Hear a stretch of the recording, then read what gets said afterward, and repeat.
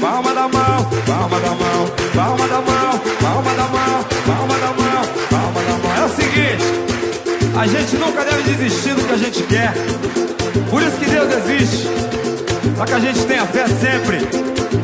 E nunca desista do seu objetivo. E muita calma nessa hora. E deixa acontecer naturalmente, que o bicho vai pegar. Quem cultiva a semente do amor segue em frente, não se apavora.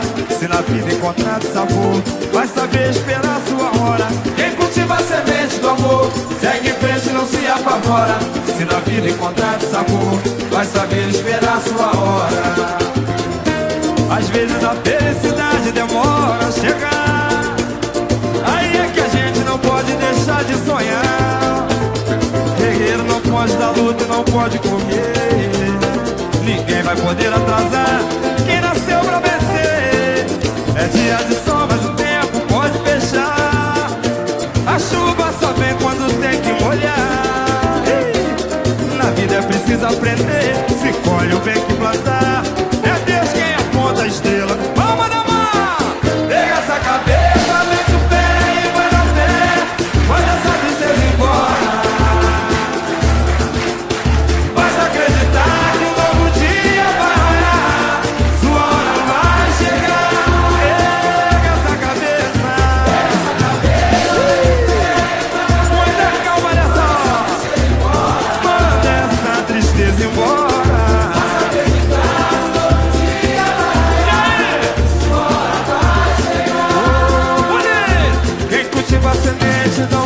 Segue em frente, não se apavora.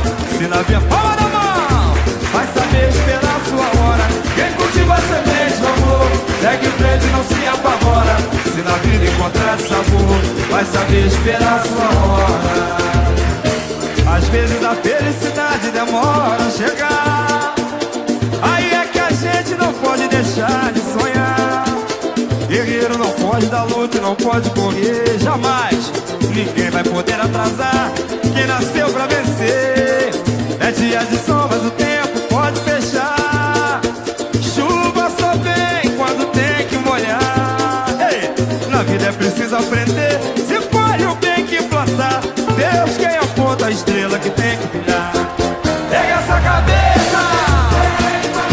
E aí? Muita calma nessa hora. Basta acreditar que um novo dia vai raiar. Pega essa cabeça. Manda essa tristeza embora. Basta acreditar que um novo dia vai chegar. Só galera, palma na mão, só galera, vamos lá.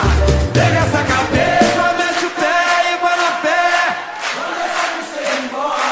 Manda essa tristeza embora. Basta acreditar, um novo dia vai. E aí? Sua hora vai chegar. Ao som do pandeiro.